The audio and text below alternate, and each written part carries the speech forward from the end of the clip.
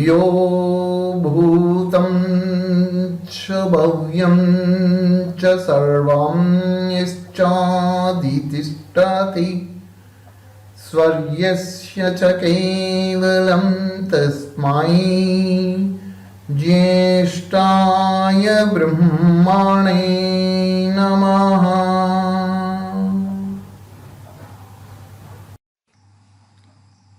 ये परमेश्वरुడు భూత భవిష్యత్ వర్తమాన కాలములను అతిక్రమించి విరాజిల్లుచున్నాడు. ఆ మూడు కాలములందును జరుగు వ్యవహారములను అన్నింటినీ సరిగా ఎరుగును. ఎవడు సమస్త జగత్తును తన విజ్ఞానము చేరుంగును, పుట్టించి పోషించి లయమనర్చును, మరియు విశ్వమునందరి పదార్థములకు అధిష్టాత స్వామియు, కేవల సుఖమీ ఎవనికి స్వరూపము. ఎవడు మోక్షమును వ్యవహారిక సుఖమును ఇచ్చువాడు, ఎవనికి లేశ మాత్రమైనను దుఃఖము కలుగదు.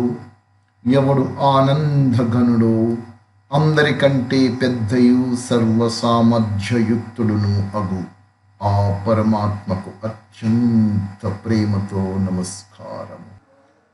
ఓం అద్వైత సిద్ధాంతం. ఈశ్వర సత్యం, జగత్ విద్య, ప్రజ్ఞానం బ్రహ్మ, పరాంతకాల ముక్తి వివరణ భాగం 4. Sir 100 బిలియన్లు 1 trillion sir. 100 billions 1 trillion. ఒక్క బిలియన్ అంటే 100 lakhs.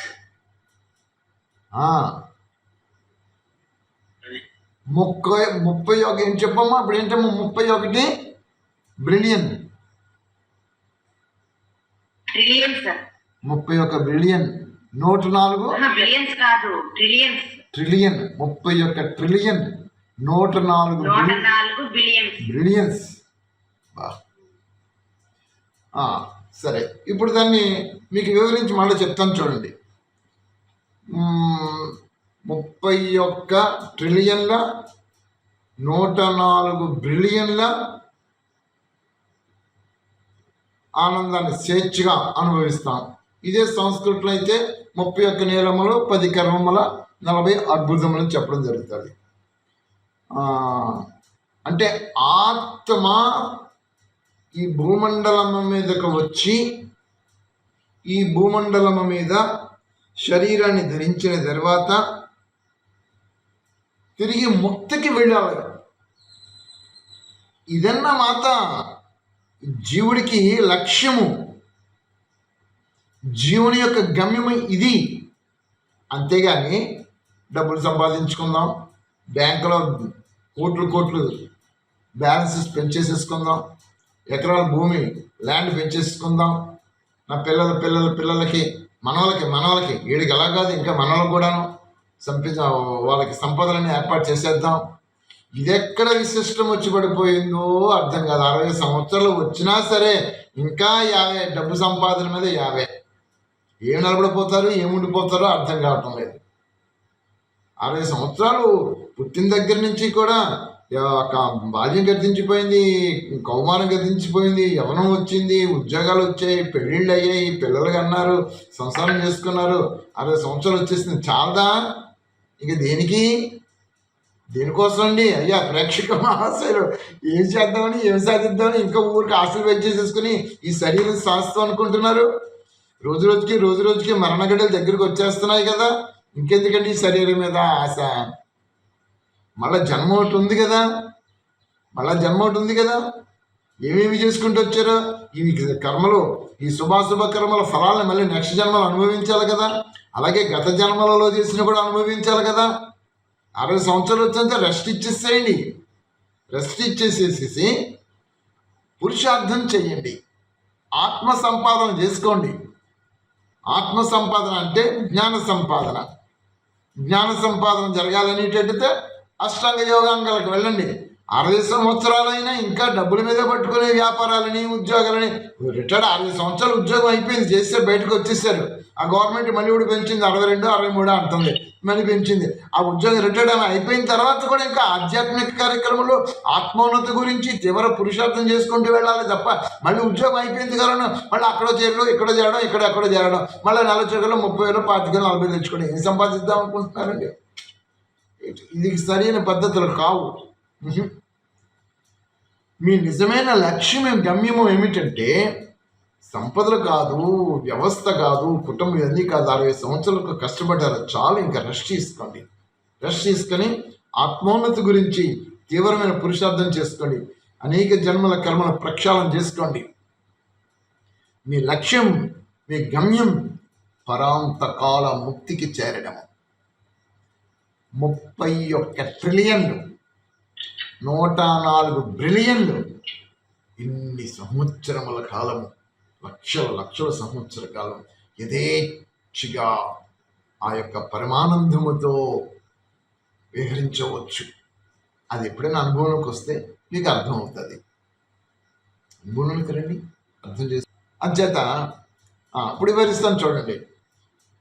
పరాంతకాలం పూర్తి అయిన ఇన్ని 31 ట్రిలియన్లు 104 బిలియన్ల సంవత్సరాలు పూర్తి అయిన తర్వాత అప్పుడు తిరిగి మానవ శరీరానికి వస్తుంది ఆత్మ. అంతే తప్ప ఆత్మ పరమాత్మలో లయమైపోతుంది ఎక్కడ లేదు. ఏ శాస్త్రంలోనూ కూడా, వేదాల్లో ఎక్కడ కూడా లేదు. మళ్ళా మానవ శరీరానికి రావాల్సినదే. క్షీణే పుణ్యే మత్స్య లోకం విశంతి, అంతే. ఈ మానవ శరీరం ధరించిన తర్వాత చేసుకున్నటువంటి పుణ్యఫలం క్షీణం అయిపోయిన తర్వాత మత్స్యలోకం అంటే మానవలోకం, మృత్యులోకం, ఇక్కడికి రావాల్సిందే. ఇక్కడికి వచ్చిన తర్వాత మళ్ళీ పురుషార్థం చేసుకోవాలి. పురుషార్థం చేసుకొని మళ్ళా దానికి వెళ్ళాలి. అది చెప్తుంది. తే బ్రహ్మలోకేశ పరాంతకాలే పరామృతాః పరిముచ్యంతి సర్వే. ముండకోపనిషత్తులను 3:2-6 కనబడుతుంది. చూడండి, మీ దగ్గర ఉన్న ఉపనిషత్తు ఉంటే. అయ్యా రామానుజ గారు, మీ దగ్గర ఉపనిషత్తు చూడండి. సుబ్బయ్య గారు, మీ దగ్గర ఉపనిషత్తు ఉన్నట్టున్నాయి చూడండి. సన్యాసారి గారు, మీ దగ్గర ఉన్నాయి ఉపనిషత్తు. ఎవరైనా హ్యాండ్ రైజ్ చేశారు? చెప్పండి అమ్మా, ఏంటి హ్యాండ్ రైజ్ చేశారు?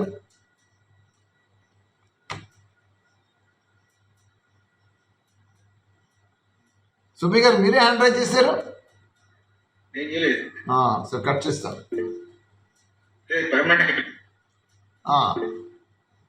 వస్తుంది అలాగది. ఓకే, పోనీ వదిలిపెట్టండి కదా. పరాంతకాలం పూర్తయిన తర్వాత సామాన్య మానవుడిగా ఈ సంవత్సరం తిరిగి వస్తుంది. మరల జనన మరణ రూప చక్ర బంధనంలో తిరుగుతూ ఉంటుంది. సంక్షిప్తంగా ఇదే వేదం చెప్పే ముక్తి సిద్ధాంతం. అది ముక్తి అంటే ఇదన్నమాట సిద్ధాంతం. ఇలాంటి ముక్తి సిద్ధాంతాన్ని విడిచిపెట్టేసేసి ముక్తి అనేటువంటి గల పరమాత్మ లయమైపోతుంది. ఇక్కడే వివరణ వచ్చింది అద్వైత సిద్ధాంతం. ఇప్పుడు చెప్పండి, జీవుడు ఒకటే, పరమాత్మ ఒకటే. పరమాత్మయే సూర్యుడు ప్రతిబింబము. అద్దం ముక్కలు చదువుకొట్టేస్తే ప్రతి అద్దం ముక్కలను కూడా ఆ బింబాలు కనబడుతుంటుంది. సూర్యుడు అక్కడే ఉంటాడు. ఈ అద్దం ముక్కలన్నీ తీసి పక్కన పడేసి మూటగట్టేస్తే ఏ బింబం కనబడదు. అలాగే శరీరాలన్నీ, ఆత్మలన్నీ కూడా ఆయన తాలూకా ప్రతిబింబాలే. ఇది అద్వైత సిద్ధాంతం యొక్క వీళ్ళు కలిపి. అసలు వీళ్ళు ఎవరైతే ప్రవచనకారులు జ్ఞానం బోధిస్తున్నారో, ఈ బోధించేటువంటి ప్రవచనకారులు, అయ్యా మీకు నమస్కారాలు అర్పిస్తున్నాను, అన్నిదా భావించకండి. ఓసారి ఈ యొక్క ఏంటది ముండకోపనిషత్తులను 3:2 చూసారా? చూడండి. ఋగ్వేదంలోను అధ్వా సుపర్ణ అది చూసారా?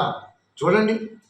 శ్వేతాస్త్ర తరోపనిషత్తులో అజామేకం లోహిత శుక్ల అది చూసారా? మరి వేదాలు ఇంత ఖచ్చితంగా ఆత్మ వేరు పరమాత్మ వేరు కానీ చెప్తూ వస్తున్నప్పుడు, వేద సాహిత్యము భాష్యాలు చెప్పినటువంటి ఈ యొక్క బ్రాహ్మణములలోనూ ఇంత ఈ కనబడుతూ వస్తుంటుంటే, ఉపనిషత్తులో కనబడుతూ వస్తుంటుంటే, ఏ ప్రమాణముతోటి ఆత్మ పరమాత్మలో లయమైపోతుందో చెప్పాలి. మేము తెలుసుకుంటాం కదా. ఇక్కడే ఇక్కడ పరాంతకాల ముక్తి అనేటప్పటికి క్లియర్గా ఆత్మ విడగొట్టేసేసింది, పరమాత్మ విడగొట్టేసేసింది.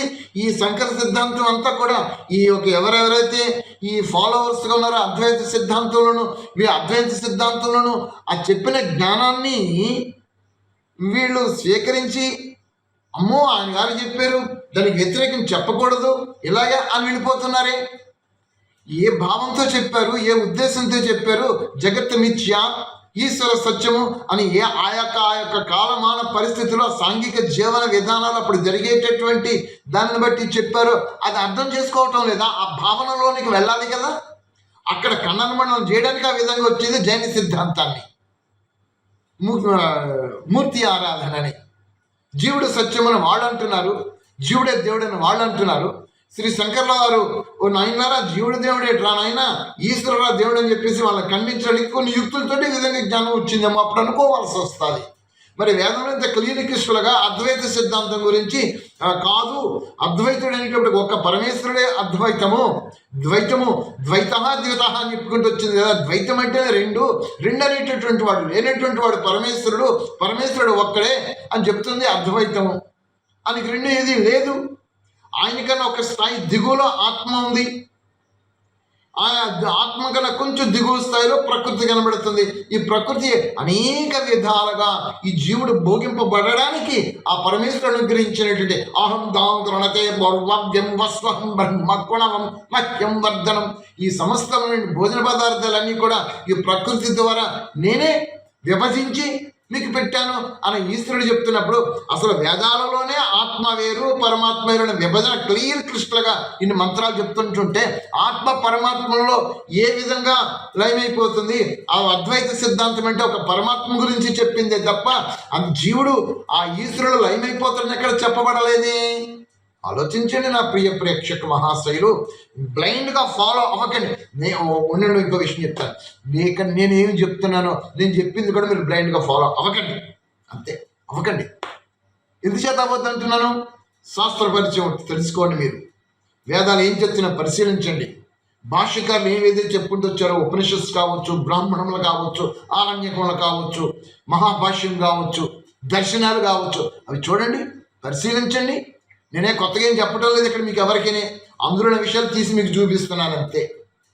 మీరు చూడలేదు, నేను తెలియజేస్తున్నాను. ఇందులో గొప్పతనం ఏమీ లేదు, నేను చెప్పింది నమ్మకండి.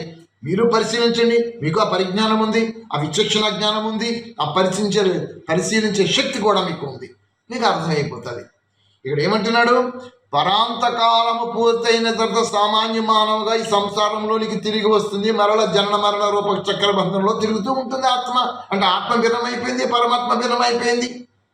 మరి పరమాత్మ ఎక్కడున్నాడు? అంతా నిండి ఉన్నాడు. అంటే ఏం చేసి లేదు. సంక్షిప్తంగా ఇదే వేదం చెప్పే ముక్తి సిద్ధాంతం. భారతీయ జ్యోతిష గ్రంథాల అంటే సూర్యమాన కాల సిద్ధాంత ప్రకారంగా 432 కోట్ల సంవత్సరముల అనంతరము ఇంతే కాలము ప్రళయం ఉంటుంది.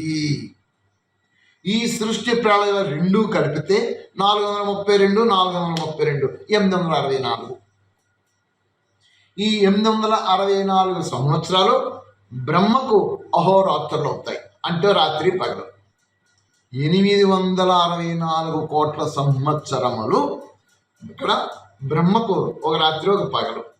అలాంటివి 360 దినాలు ఒక సంవత్సరం ఆ మహానుభావుడికి. మన సూర్యకాలమాన సిద్ధాంతం ప్రకారంగా 364 ఇంటూ 864 ఇంటూ 360 అమ్మ ఎంతమ్మా విశాలి? 864 ఇంటూ 360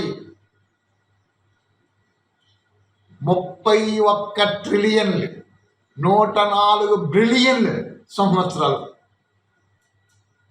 ఇలాంటివి 100 బ్రహ్మ సంవత్సరాలు ఒక మహాకల్పం. ఈ పరిమాణమే పరాంతకాలం, ముక్తికాలం. ఇది సామాన్యమా? చెప్పండి. ఎంత అద్భుత విషయం ఇది.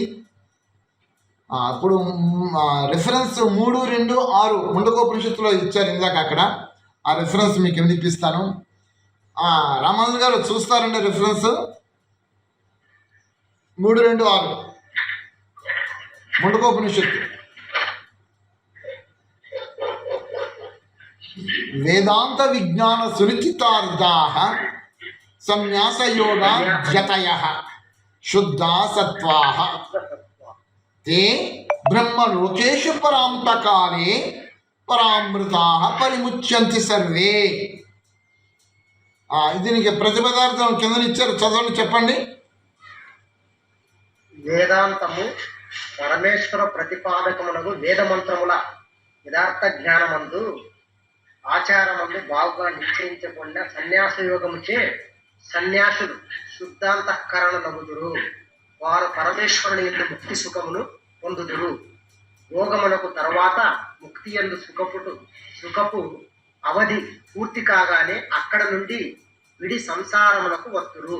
ముక్తి లేకుండా దుఃఖమునకు వినాశము కలుగజాలదు.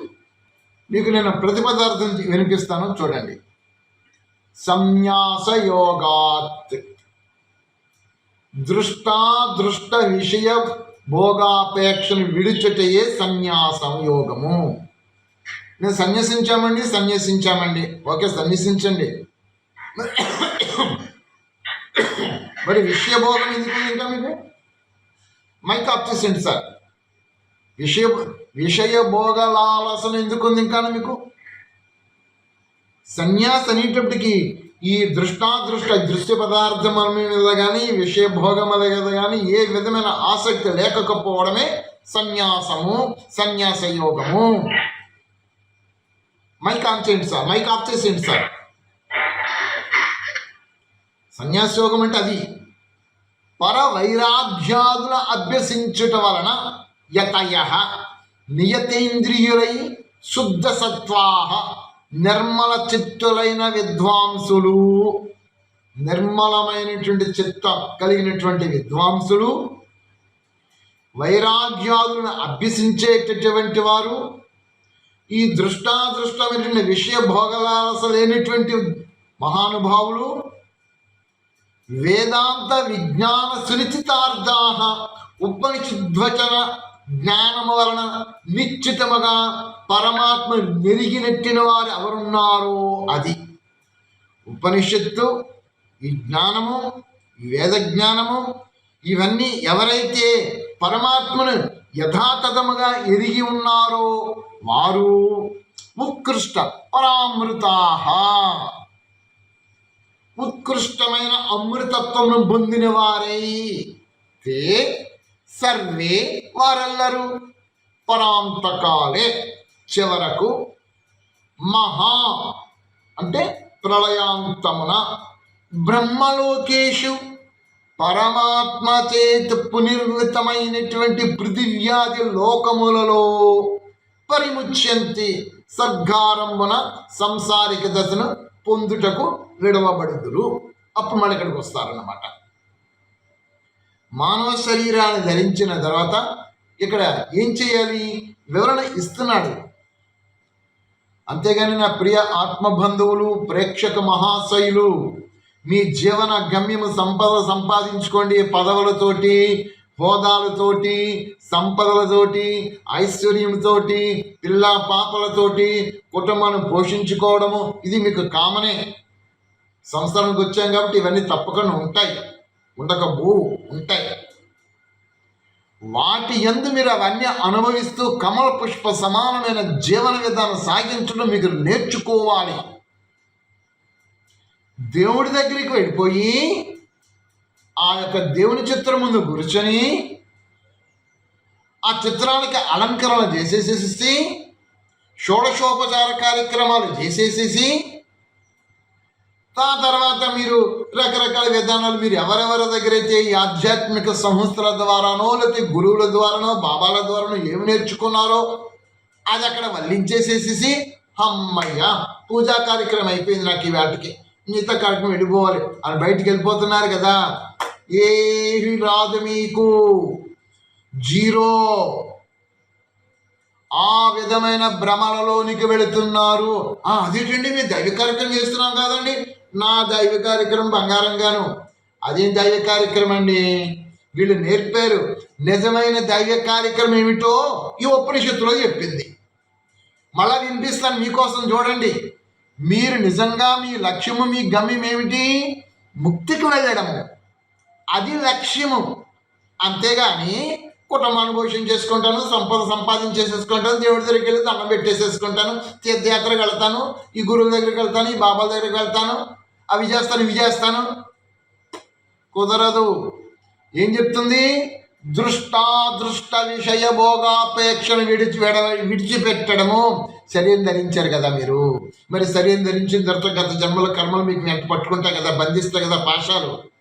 వాటిలో ఉంటూ ఈ యొక్క వేద జ్ఞానాన్ని, సత్యగ్రంథ పఠనాన్ని ఇవి చదువుకొని సద్గురువుని ఎన్నుకొని ఆ సద్గురు దగ్గర శిష్యరికం చేసి, మళ్ళా ఆ గురువు లంపటుడు కాకూడదు, లోభి కాకూడదు, మోహి కాకూడదు, క్రోధి కాకూడదు, అహంకార పూరితమైన విధానంతో ఉండకూడదు. అలాంటి గురువుని ఎన్నుకోండి. అలాంటి గురువుని ఎన్నుకొని సద్గ్రంథ పఠన చేసి ఆయన దగ్గర శిష్యరికం చేసుకొని ఆయన యొక్క కనుసన్నులలో మీ జీవన విధానం సరిదిద్దుకొని ఈ విధంగా మీ జీవనాన్ని సాగించాలి. ఏమిటంట? విషయ భోగాపేక్షను విడిచిపెట్టండి. మొదటది. అయ్యా ప్రేక్షక మహాశయులు, మీరు భగవంతుడి సన్నిధికి వెళ్ళాలనుకుంటున్నారు కదా, పరమాత్మ సన్నిధికి చేరాలనుకుంటున్నారు కదా, అందుకని మీరు అవలంబించాల్సిన విషయాలు మీకు తెలియజేస్తున్నా. ఇవన్నీ కూడా ఇదంతా పరమాత్మ ప్రజ్ఞయే, ఆయన తప్ప ఇంకేది లేదు. ఇది ముందు బుద్ధులు పెట్టేసేసుకోవాలి. ఒకటి, విషయ భోగాపేక్షను విడిచిపెట్టండి. రెండవది, పర వైరాగ్యాలను అభ్యసించండి. నియంత్రేంద్రియులై అంటే మీ ఇంద్రియములన్నీ సంయమముతో పాటించండి. అంటే మీ ఆత్మ ఈ బాహ్య ప్రపంచము మీదకి వాహకమని ఇంద్రియము ద్వారా, నాలికనే ఇదొక ఇంద్రియము ద్వారా, స్పర్శ అనేటటువంటి చర్మము ద్వారా, శ్రవణం అనేటటువంటి ఒక చెవుల ద్వారా, ఓహో పరుగులు పరుగులు పరుగులు పెడుతుంది మీ ఆత్మే మనసు ద్వారా. ఈ ఇంద్రియాలన్నిటినీ మళ్ళీ మీరు వెనక్కి లాక్కోవాలంటే మీ ఆత్మ వెనక్కి రావాలి. ఇంద్రియాలు వెనక్కి ఎక్కడికి వస్తాయి? కానీ ఇంద్రియాలు ఎక్కడికి రావు, ఇంద్రియాలు అక్కడే ఉంటాయి. మీ ఆత్మయే, మీ ఆత్మకి శక్తి ఈ ఇంద్రియముల ద్వారా బాహ్య ప్రపంచం మీద వెళ్ళిపోయి ఇవన్నీ సేకరించేసేసుకుంటుంది.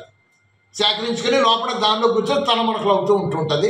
ఇక కర్మలన్నీ రకరకాలు చేసుకుంటూ పోతాయి. ఈ కర్మలన్నీ వికర్మలు అవ్వచ్చు, శుభకర్మలు అవ్వచ్చు, మొత్తానికి ఇందులో చిక్కుకుపోతుంది. ఇలాంటి మీరు విధానం నుంచి బయటికి రావాలి అంటే మీరు ఏం చేయాలంట? ఇదిగో ఇది చెయ్యాలి. ఏమిటది?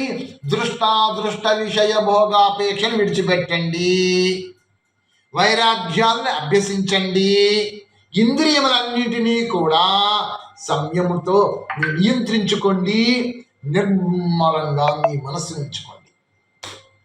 ఉందా మనస్సు నిర్మలంగా? ఎక్కడెక్కడ మనసు పరుగులు పెడుతుందో అది ఎలా ఉంటుంది మనకి? అందుకే ఏం చెప్పారు మన మహర్షులు? చక్కగా అష్టాంగ యోగాంగ సాధన చెప్పారు. ఈ తిప్పలని పడకుండా సింపుల్, ఇంకా సింప్లిఫై చేసేసారు అష్టాంగ యోగాంగ సాధన. అందులోకి వచ్చేయండి. అందులోకి వచ్చేసేసి దాని ప్రమాణములతో మీ జీవితాన్ని సాగించండి. అద్భుతంగా మీకు పరంతకాలం ముక్తి వచ్చేస్తుంది. అది అయితే వేదాంతం దగ్గరికి వస్తే వేదాంతం అంటే వేద రహస్యము. నిన్న అన్నారు సుబ్బి గారు అన్నారు వేదాంతములే ఉపనిషత్స్ అని. వేదాంతములు ఉపనిషత్స్ అంటే ఒక్కొక్క వేదానికి భాష్యకారులు అధర్వ వేదానికి, యజుర్వేదానికి, ఋగ్వేదానికి, సామవేదానికి అందులో అన్ని కలుపుకొని అవి చెప్పుకుంటూ వచ్చారు. అవి బ్రాహ్మణములు గాను ఉపనిషత్స్ గాను మనకి కనబడుతూ వస్తుంటాయి. అందుకని వేదానికి అంతములు కావు, వేదమే. వేదానికి 40వ అధ్యాయము యజుర్వేదంలో తీసుకొచ్చి ఈశావ్యాసోపనిషత్తు మక్కి అలా పెట్టేశారు. దాన్ని చెప్పుకోవచ్చు అది ఈశావ్యాసోపనిషత్తు అని చెప్పేసి. సరే, వేద రహస్యం అంటే వేదసారం. దాని ప్రయోజనము నిస్సందిగ్ధముగా బ్రహ్మ పదార్థమును ఎరుగుటచే అవును. వేదసారం ఏంటి? బ్రహ్మ పదార్థము. బ్రహ్మ పదార్థం అంటే ఏదో ఒక వస్తువు రూపం కాదండి. ద్రవ్యరాశిని పదార్థం అంటారు తెలుగులో. ద్రవ్యరాశి మనకి ద్రవ్యరాశులు ఆత్మ ద్రవ్యాసే. సూర్య, చంద్ర, నక్షత్రాలు, భూమి, ఈ పంచతత్వాలు ఇవన్నీ కలిపి మొత్తం 9-11 ద్రవ్యరాశి వస్తాయి. ఈ ద్రవ్యరాశి అన్నింటిలో కూడా చేతనమైన ద్రవ్యరాశి అంటే ఆత్మ పరమాత్మ వస్తుంది. ఈ రెండు చేతనమైన పదార్థములు, మిగతావన్నీ కూడా జడ పదార్థములు. ఈ చేతనమైన పదార్థములో జీవాత్మ వచ్చి పరమాత్మ గురించి యథార్థంగా తెలుసుకోవాలి. పరమాత్మ గురించి యథార్థంగా తెలుసుకోవాలి. ఇట్లు జీవితార్థమును గుర్తించిన వారై పరవైరాగ్యాలను అలవర్చుకొని సమస్త భోగాపేక్షలను వదిలి నియతేంద్రియుల అయి బుద్ధిని శుద్ధము చేసుకొనిన మహానుభావులు పరమేశ్వర సాక్షాత్కారమును పొందుదురు. అది ఇప్పుడు పరీక్షించండి. మీ జీవన విధానంలో మీరు ఎక్కడెక్కడెక్కడెక్కడ చిక్కుకుపోయారు. అన్ని చోట్ల చిక్కుపోయాం. ఓ దాంట్లో విడుదల ఉన్నామా? బిడ్డల మీద మోహం, భర్త మీద మోహం, భార్య మీద మోహం, సంపదల మీద మోహము, పదవుల మీద మోహము. అబ్బో చూస్తున్నాం కదా. దేని నుంచి బయటకు వచ్చాం? ఓ మళ్ళీ దేవుడా దేవుడా దేవుడు నాకు ఇది కావాలి అది కావాలి చెప్పేసి మళ్ళీ పరుగులు పరుగులు పరుగులు పరుగులు. ఎక్కడికి పరుగులు? ఇలాగే తిరుగుతున్నాం. ఇలాంటి వాళ్ళందరి నుంచి బయటకు రావాలి. ఇప్పుడు మనం బయటికి రండి. ఇది నేర్చుకోండి, ఇది అలవర్చుకోండి. భగవంతుడు అనేటటువంటి వాడు ఎక్కడో లేడు.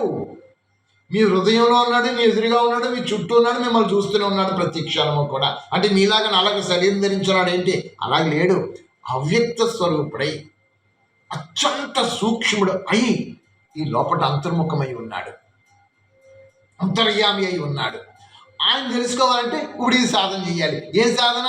వేదసారం. అంటే వేదాలలో ఏం చెప్పారో పరమాత్మ గురించి, పరమాత్మ గురించి యథార్థమైన జ్ఞానం తెలుసుకొని దాన్ని జీవితములో ఆచరించుకుంటూ జీవితం యొక్క ఈ జీవిత అర్థం కూడా తెలుసుకొని దాని ప్రకారంగా జీవిస్తూ వైరాగ్య వృత్తితో అలవర్చుకుంటూ వస్తూ ఈ సమస్త ఈ ప్రాపంచిక ప్రకృతి యొక్క జిలిబిలిలు, అబ్బబో ఐశ్వర్యము, సంపదల వ్యవహారం, వీటన్నిటి నుంచి కూడా వైరాగ్య వృత్తిని తెచ్చుకొని ఈ జితేంద్రియుల అయి మనస్సుని బుద్ధిని శుద్ధం చేసుకుంటే అప్పుడు ఆ పరమేశ్వరుడు సాక్షాత్కారం మీ లోపట ఉన్నవాడు ఆటోమేటిక్గా బయటకు వచ్చేస్తాడు. ఆయన ఎక్కడ ఉంటాడు? బయటకు వచ్చేస్తాడు. అలాంటి వారు ముక్తిని పొందుతారు. ఇట్లు ముక్తులై బ్రహ్మమునందు పరాంత కాలము వరకు ఆనందము అనుభవించి ఆనందంగా ఉంటారు. అక్కడ దీనినే పరాంతకాలం అంటారు. ఈ మహాప్రళయం సంభవించి మరణ సృష్టి ఏర్పాటు అవుతుంది. ఆ సృష్టి ఏర్పడు సుదీర్ఘ కాలము పరాంతకాలమే అనబడిను. అలాంటి పరాంతకాలంలోనూ ఈ ముక్త జీవులు ఆనందము అనుభవించి సృష్టికి ప్రారంభమున మరలా జన్మములో ఆరంభింతురు. ఇంత ఖచ్చితముగా జీవాత్మ పరమాత్మ వివరణ రెండు ద్వైతం అని చెప్పుకుంటూ వచ్చింది ఉపనిషత్సు. మరి జీవాత్మ పరమాత్మ ద్వైతం అని చెప్తున్నప్పుడు జీవాత్మ పరమాత్మలో ఎలా లయమైపోతుంది? జీవాత్మ పరమాత్మలో లయమైపోతుందనే సిద్ధాంతము అద్వైత సిద్ధాంతం తీసుకొచ్చింది. అద్వైత సిద్ధాంతం 100% యాక్సెప్ట్ చేసి తీరవలను. ఎందుచేతంటే అద్వైతం పేరులో ఉంది. ఆ ఈశ్వరుడు అద్వైతుడు, ఆయనకి ద్వితం లేదు, ఒక్కడే ఆయన. అది కరెక్ట్ చెప్పేసేసింది. మరి శంకర్ల వారు కరెక్ట్గా చెప్పిన తర్వాత మరి ఎలాగైనా ఇవన్నీ బయటకు వచ్చేసాయో, ఎక్కడెక్కడి నుంచి వచ్చేసాయో మహానుభావులు వాళ్ళకే తెలియాలి. కానీ వేద ప్రమాణం చూస్తే అద్వైతము క్లియర్ అయిపోయింది. అయితే ప్రజ్ఞానం బ్రహ్మ కదా మనం చెప్పుకుంటూ వస్తున్నాము. ఈ ప్రజ్ఞాన బ్రహ్మలోను మనకు అర్థం ఇంకా ఏమిటి కొంచెం వివరిస్తాను. ఏమిటంటే జీవులకు కలిగే మోక్షము కొలది మోక్షమునక ఆది ఉండును, కావున దానికి అంతం కూడా ఉండిననే ఎరగవాలి. జీవుడకు మోక్షానికి ఆది ఉంటుంది, మోక్షముకు ఆది ఉంటే అంతం కూడా ఉంది. నాకు మోక్షానికి ఆది ఏది అంటే నేను శరీరం ధరించిన తర్వాత పై చెప్పిన విధానాలతో నా జీవన విధానం సాగించుకొని నేను పరాంతకాల ముక్తికి వెళ్ళిపోతే అది నాకు ఆది అయింది. ఆ క్షీణే పుణ్య మత్స్యలోకం విశంతి. మళ్ళీ ఆ పరాంత కాలంలోని నా జీవన విధానాన్ని అక్కడ ఆనందంగా అనుభవం చేసుకుంటూ ఆ క్షీణము, ఆ పుణ్యఫలం ఏదైతుందో క్షీణిస్తూ పుణ్యఫలం క్షీణిస్తూ వచ్చేసి అంతమైపోయింది. మళ్ళీ మానవ శరీరానికి వచ్చేస్తాను. మానవ శరీరానికి వచ్చేస్తే మళ్ళీ ఇది పురుషార్థం చేసుకొని మళ్ళీ అక్కడికి వెళ్తారు. ఇది ఈ పుణ్యఫలానికి ఆది అంతం ఉంది తప్ప జీవుడికి ఆది అంతం లేదు. ఇక్కడ గుర్తించండి, ప్రకృతికి ఆది అంతం లేదు, గుర్తించండి, పరమాత్మకి ఆది అంతం లేదు. మరి దేనికి ఆది అంతమంది? మధ్యన వచ్చింది. ఈ మధ్యన వచ్చినది పరాంతకాలానికి ఆది అంతమంది. ఇది గమనం పెట్టుకోవాలి. ముక్త జీవులకు మరలా జన్మ ఉండదు అని అనుటిలో అభిప్రాయము అవాంతర ప్రళయము తర్వాత కలుగు సృష్టి కలములలో ఉండిటియే. అంటే ఈ చాలామంది ఈ విధంగా భావం చెప్పుకుంటుంటారు. 30,000 కోట్లు, 31 ట్రిలియన్స్, 104 బిలియన్స్, ఇన్ని సంవత్సరముల కాలము ఈ ఆత్మ ఉండిపోతుంది ఆనందంగా. దాన్ని ఈ విధంగా చెప్పుకుంటూ ఉండదు. ఆత్మ పరమాత్మలో లయమైపోయిందని చెప్పుకొని ఉండవచ్చు ఏమో అనిపిస్తుంది. అది పరాంతకాలం అనగా బహుదీర్ఘకాలము, అంతవరకు జన్మము లేకుండిటే మోక్షమని వారి అభిప్రాయము. అదండి, ఇది మనకి 7-10 అయిపోయింది. ఈ ప్రజ్ఞాన బ్రహ్మతో ఇదంతా మనకు అర్థమైంది. రేపు ఐమాత్మ బ్రహ్మ గురించి చెప్పుకుందాం. ఇంకేమైనా మీకు ఏమైనా సంశయాలు ఉంటే అడగండి. అయ్యా సుబ్బయ్య గారు నమస్తే సార్. చెప్తండి. మోక్షంలో ఉన్న తర్వాత మళ్ళీ అమ్మ నీ వీడియో ఆన్ చేయమ్మా, వీడియో ఆన్ చేయమ్మా. సార్ మోక్షంలో ఉన్న తర్వాత మళ్ళీ జన్మ తీసుకున్నాక అలాగా ఉన్నది వేదాల్లో ఏమన్నా వివరణ ఉందా సార్? ఉందమ్మా. సృష్టి ప్రారంభంలో పరమేశ్వరుడు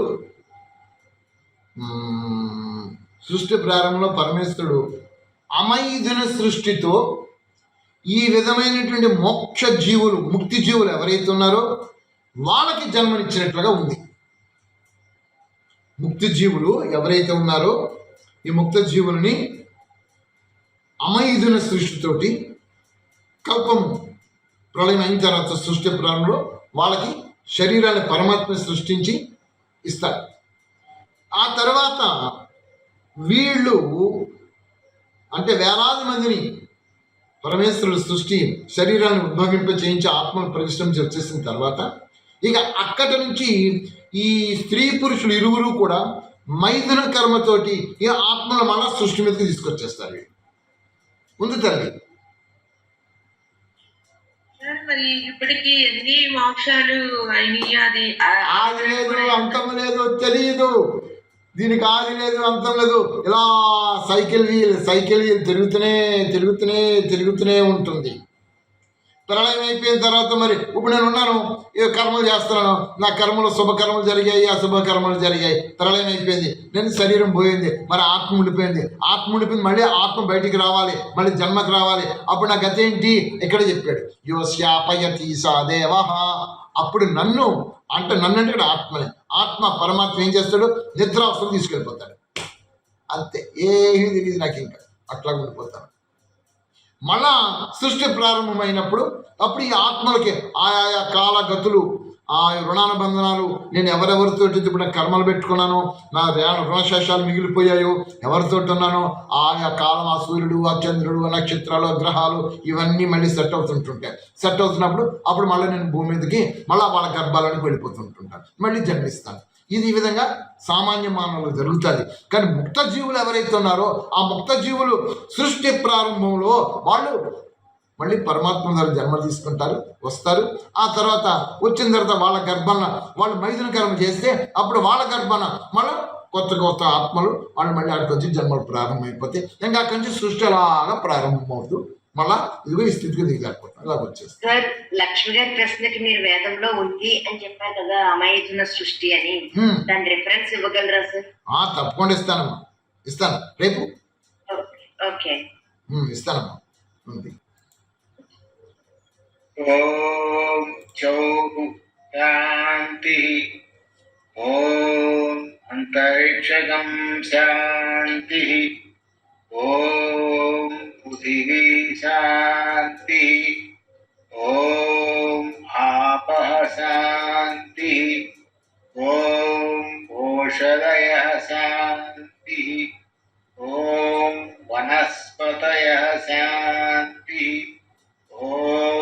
విశ్వే దేవాః శాంతిః ఓం బ్రహ్మ శాంతిః ఓం సర్వగం శాంతిః ఓం శాంతిరేవ శాంతిః ఓం సామా శాంతిరేధి ఓం శాంతి శాంతి శాంతి.